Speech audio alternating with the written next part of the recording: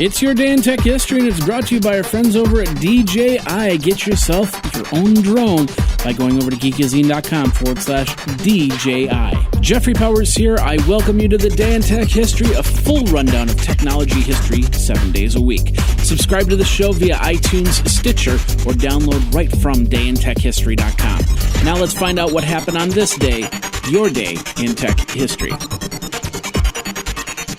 June 2nd. 1865, I do declare the U.S. Civil War ends. I had to do it like that, I'm sorry. Let's move up to 1961. IBM released the IBM 1301 disk storage system. It's where every module of the 1301 had 25 disks, each of which 50 tracks per inch with a 520-bit per inch density and a total data storage capacity of 28 megabytes. 1988, IBM introduces the PS2 Model 70 with the 8386 processor, 16, 20, and 25 megahertz clock speeds. IBM also introduced the PS2 Model 25 LS and PS2 Model 50Z. 1993, a district court judge dismissed Apple's suit against Microsoft and Hewlett-Packard the day before on stealing the look and feel of the Macintosh interface. Now, Apple, of course, this was over the look and feel. Yesterday was about the general overall feel of it. So basically, Apple sued the two companies in '89 for copying the point-and-click interface. Also in 1993, AT&T and Viacom announced that they would test interactive television service in the homes of 13,000 Viacom cable customers in California. 1997, Compaq Computer introduces the TFT 500. It's a 15.1-inch active matrix flat panel display for $3,799. Also in 1997, Intel releases the 233 MHz Pentium MMX processor for $594. And push pioneer Pointcast said that their founding president and CEO would step aside in favor for a new CEO to run the company after its planned initial public offering. Now, Pointcast pioneered the idea of bringing information directly to passive web servers who wouldn't have to look for it themselves on the web.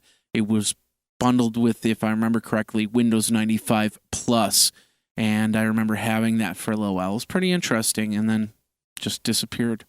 1998, the CIH Computer Virus was discovered in Taiwan. And now this word from our friends over at DJI Technologies. The Phantom 3 has been released just in time for all your springtime flying. In both professional and in advanced models, the Phantom is one of the most popular drones out there. And it can make you feel like a kid again, just like when you got your first RC car years ago.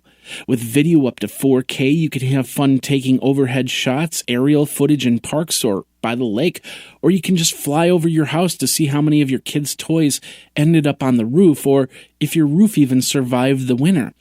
I encourage you to go over to geekazine.com/DJI so you can get free shipping on that DJI Phantom, and it supports the Day in Tech History. Then go out to the park and have a ton of fun. Geeky fun with DJI. Now let's get back into your Day in Tech History. In 2003, Europe launches the first voyage to another planet, Mars. The European Space Agency's Mars Express probe launched from the Baikonur Space Center in Kazakhstan. 2004, Ken Jennings begins his 74-game winning streak on Jeopardy!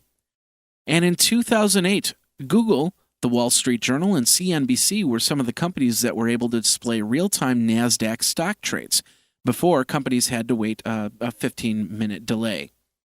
And Microsoft issues a warning about the Apple Safari carpet bomb attack through the browser. And that's your Day in Tech History. My name is Jeffrey Powers, www.dayintechhistory.com. All the show notes are over at wikizine.com, Geekazine's wiki. And of course, you can like the Facebook page and follow Twitter at DayInTechHist. Until tomorrow, take care. Day in Tech History is copyright 2015, JMP Enterprise and Geekazine.com.